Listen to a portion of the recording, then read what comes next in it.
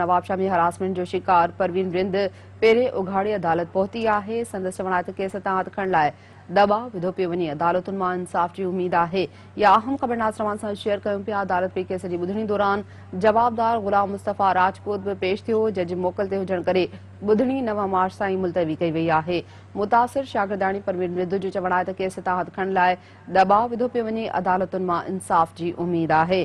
अहम ख़बर ॾियूं पिया। नाज़रवान खे अपडेट कंदा हलूं। इन अहम ख़बर जे हवाले सां नवाबशाह में हरासमेंट जो शिकार परवीन रिंद पेरे उघाड़े अदालत पहुती है। संदसि चवण आहे त केस तां हथ खणण लाइ दबाव विधो पियो वञे।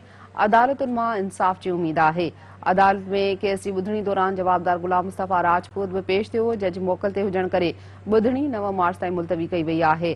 मुतासिर शागिर्दाणी परवीन रिंद जो चवण आहे त केस तां हथ खणण लाइ दबाव विधो पियो वञे। अदालतुनि मां इंसाफ़ जी उम्मीद आहे।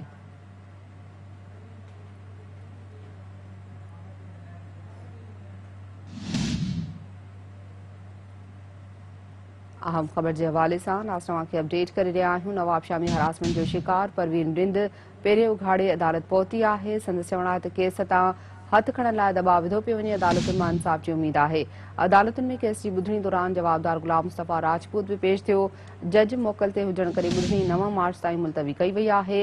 मुतासिर शागिर्दाणी परवीन रिंद जो चवण आहे त केस तां हथ खणण लाइ दबाव विधो पियो वञे। अदालतुनि मां इंसाफ़ जी उम्मीद आहे।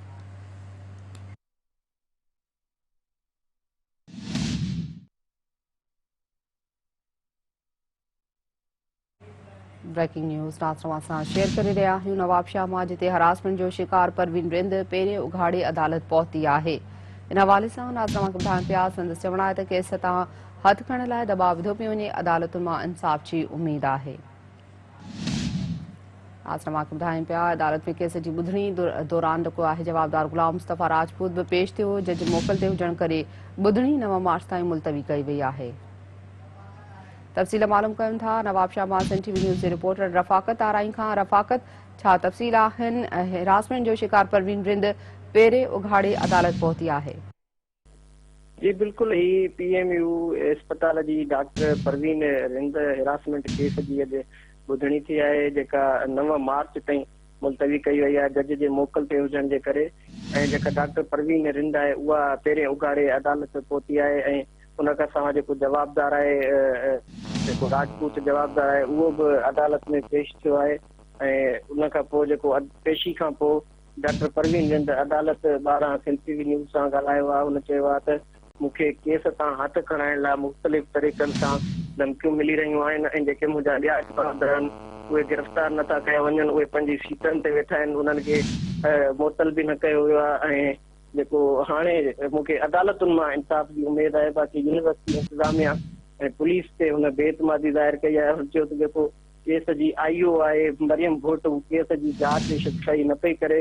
इन करे मां अॼु ट्रायल कोर्ट में बि दरख़्वास्त ॾिनी आहे त उनखे इन पर्सन घुरायो वञे ऐं उनखे हिदायत कई वञे त केस जो चालान तमामु जल्द पेश कयो वञे। जी ठीकु आहे। वॾी महिरबानी रफ़ाकत आराई अपडेट करण लाइ।